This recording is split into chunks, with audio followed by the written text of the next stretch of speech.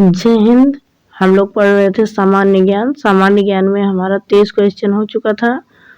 30 के बाद हमारा 31वां क्वेश्चन था कार्बोरेट इंजन। कार्बोरेटर किस इंजन में होता है? यानी कार्बोरेटर किस इंजन में होता है? ये इंजन का एक पार्ट होता है। कार्बोरेटर किस इंजन में होता है? तो पेट्रोल इंजन में होता है। इंजन जो दो तरह के होते हैं, एक होते हैं डीजल इंजन, एक होते हैं पेट्रोल इंजन। तो कार्बोरेटर पेट्रोल इंजन में पाए जाते हैं। हमारा प्रश्न नंबर 32 है, हाइग्रोमीटर किसे नापने के लिए प्रयोग में लाया जाता है?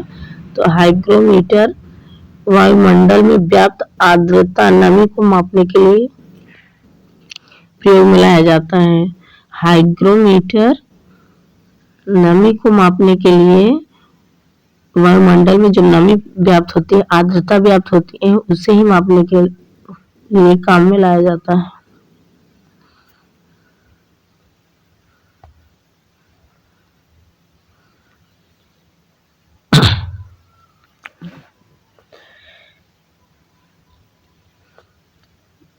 बाल्टोडा हिमनद कहाँ स्थित है? हिमनद माने बर्फ, बर्फ की नदी। बाल्टोडा हिमनद कहाँ स्थित है? काराकोरम पर्वतमाला पर, पर्वतों के ऊपर हिमानी हिमनद पाए जाते हैं। तो बाल्टोडा हिमनद काराकोरम पर्वत पर स्थित है। अस्थायी बंदोबस्त का सिद्धांत किसने दिया था? लॉर्ड कॉर्नवालिस दिया था। अस्थायी बंदोबस्त लॉर्ड कॉर्नवालिस। हिमानी ग्लेशियर यानी पर्वत के ऊपर जो बर्फ जमा होता है उसे ही हिमानी या ग्लेशियर कहते हैं। हिमानी बर्फ का विशाल पिंड कहाँ है? हिमानी यानी बर्फ का विशाल पिंड कहाँ है? तो हिमालय पर्वत की श्रेणी के शीर्ष स्थलों पर छाया रहता है। शीर्ष यानी एकदम ऊपर छाया रहता है। कायांतरित शैल, कायांतरित कौन सी शैल है? कायांतरित मतलब काया अपना चेंज कर दे, रूपांतरित या कायांतरित, इसी को रूपांतरित भी कहा जाता है। इसी को रूपांतरित शैल भी कहा जाता है। तो ये है संगमरमर। संगमरमर को रूपांतरित चट्टान कहा जाता है, शैल कहा जाता है। 1 घंटे में पृथ्वी कितने देशांतर घूमती है? तो 1 घंटे में पृथ्वी 15 डिग्री देशांतर घूमती है। 1 डिग्री में पृथ्वी 15 डिग्री देशांतर घूमती है। ये अक्षांश होता है। पृथ्वी पर जो लाइनें खींची जाती है देशांतर होता है। तो 1 घंटे में पृथ्वी 15 डिग्री देशांतर घूमती है। चंद्रग्रहण किस कारण होता है? तो चंद्रग्रहण जब सूर्य पृथ्वी और चंद्रमा के बीच में आ जाता है, पृथ्वी सूर्य और चंद्रमा के बीच में आ जाता है तो चंद्रग्रहण लगता है।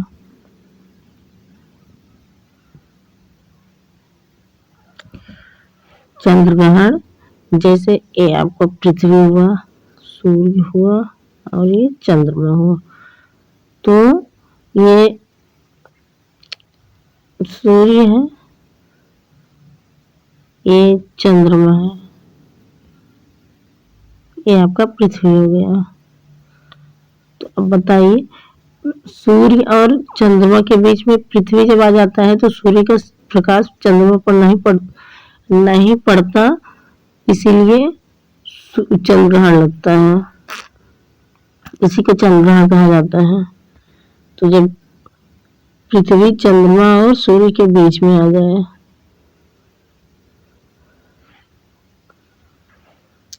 ब्रिटिश शासन ने किन स्थानों के बीच पहली रेलवे शुरू की थी? तो मुंबई से थाणे के बीच पहली रेलवे शुरू की थी, मुंबई से थाणे के बीच। आगे है सह्याद्री पर्वत श्रृंखला के अन्य नाम क्या है? तो सह्याद्री पर्वत श्रृंखला के अन्य नाम पश्चिमी घाट हैं।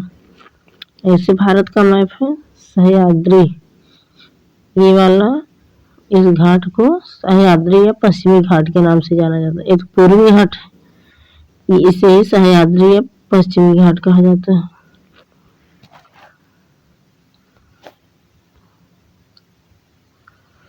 हमारा अगला क्वेश्चन है, भारत का सबसे ऊंचा पठार कौन सा है? तो भारत का सबसे ऊंचा पठार लद्दाख का पठार है। सबसे ऊंचाई पर लद्दाख स्थित है, तो ऊंचा पठार लद्दाख का पठार होगा। बागान कृषि का गैर उत्पादन कौन करता है? तो बागान कृषि का उत्पादन कौन करता है? तो गैर खाद्य फसल। बागान कृषि जो होता है वो आप खाद्य फसलों में नहीं रख सकते, जैसे गन्ना। खाद्य फसल में अगर हम खाद्य फसल को देख लेते हैं तो खाद्य फसल में गेहूं, चावल, दाल ये सब होते हैं। तो गैर खाद्य फसल क्या होता है? गन्ना, कपास।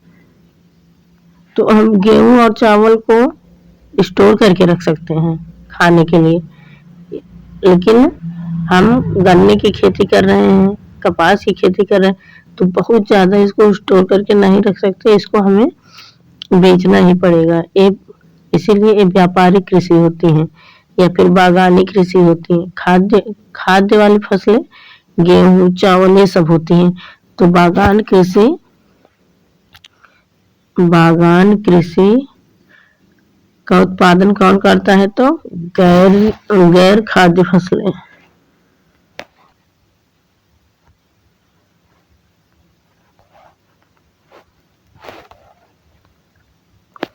हमारा अगला प्रश्न है,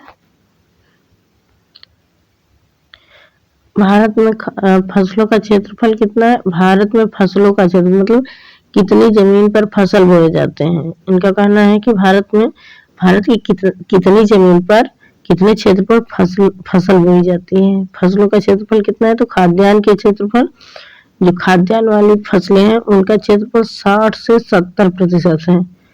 जूट उत्पादन में सर्वाधिक प्रचुर क्षेत्र कौन सा है? प्रचुर माने सबसे अधिक।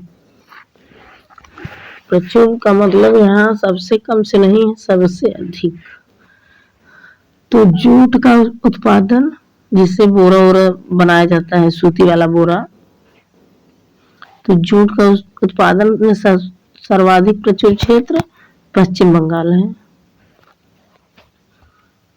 भारत में जूट का सर्वाधिक क्षेत्रफल कहाँ है? भारत में जूट का सर्वाधिक क्षेत्रफल कहाँ है? तो जाहिर सी बात है, जूट की खेती पश्चिम बंगाल में होती है, तो वहीं पर हो गया।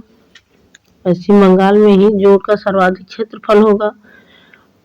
क्वेश्चन नंबर 46 है, युद्ध में साहस और पराक्रम के लिए दिए जाने वाला भारत का सर्वोच्च सैनिक पुरस्कार कौन है? तो परमवीर चक्र है।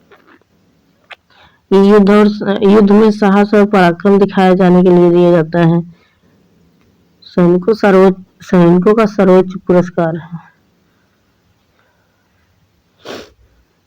अस्थायी बंदोबस्त के तहत जमींदार को पूरे राजस्व का कितना प्रतिशत राज्य को देना तय हुआ था?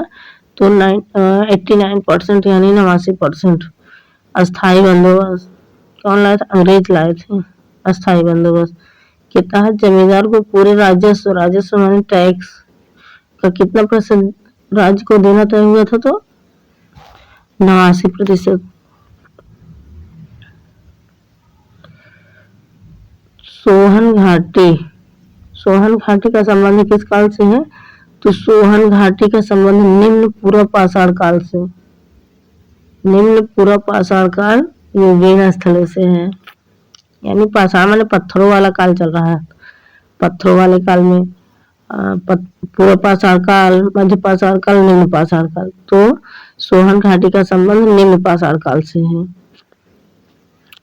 दो नदियों के बीच उपजाऊ भूमि क्या कहलाती है? तो दोआब कहती है। एक नदी इधर से जा रही है, एक नदी इधर से जा रही है, बीच वाली भूमि उपजाऊ है, तो इसी भूमि को दोआब कहा जाता है।